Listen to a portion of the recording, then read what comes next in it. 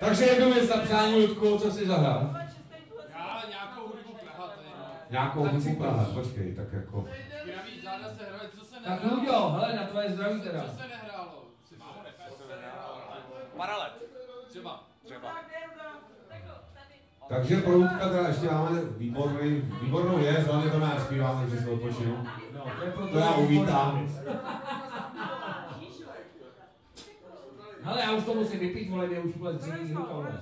Tak začni hrát. Tak se to jdem s Ludkem, ne? Kopni ho tam, jdem na to. Bruno! Bolej mě nohy. Tak Luďo, hele, na zdravíčko. Kolik je, Luďo? 36. Krásný věk, ty. Hojte říkat, že jsou tady. Tak ať je zdravíčko, ať kupuje, ať se má hezky. Čau. Yeah. Potřeboval bych tady jednu ženu, teďka momentálně, která se nebojí zpívat. Už mi není ani 36. Najde se taková. Co to má být? České, anglické. No. Nenajde. Že bychom to dali jako celý s tím Milošem, jsem myslel. Rozhodně nelodí ještě.